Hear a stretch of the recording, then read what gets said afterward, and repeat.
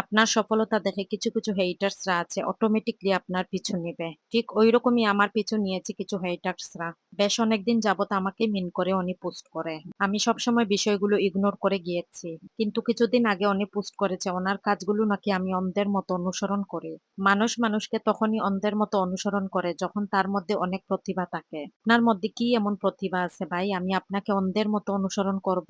হ্যাঁ, আমি অন্ধের মতো অনুসরণ করি তাদেরকে যাদের হাত ধরে আমি এই বেকিং জগতে এসেছি। শ্রদ্ধেয় আমার শেফ যারা তাদেরকে আমি অন্ধের মতো অনুসরণ করছি এবং ভবিষ্যতেও ইনশাল্লাহ অনুসরণ করে যাব। আমি আপনার কাজগুলো অন্ধের মতো অনুসরণ করা তখনই হতো যদি আপনার পেজের লেখালেখি কোনো পোস্ট আমার পেজে সেম লেখাটা আমি আমার পেজে পোস্ট করতাম, অথবা আপনার কোনো কেকের প্রাইস কিংবা আপনার কেকের প্রাইসের উপর কোনো ডিসকাউন্ট অফার দিয়েছেন, আপনার সেই পোস্টটা দেখে আমিও কি আমার পেজে সেই একই পোস্টটা করেছি, অথবা আপনার করা কোনো কেকের ডিজাইন দেখে আমি আমার করা কেকের ডিজাইনের উপর আপনার করা কেকের ডিজাইনটা অ্যাপ্লাই করেছি।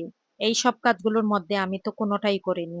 তাহলে ওয়াই আপনি আমাকে মিন করে কেন বলেছেন আপনার কাজগুলো আমি অন্ধের মতো অনুসরণ করি?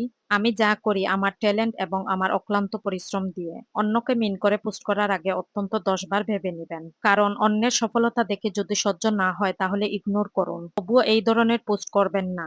কারণ আমি এই কথাগুলো বলতাম না, আপনার মতো কিছু হেটার্সদের এই কথাগুলো বলতে বাধ্য হলাম।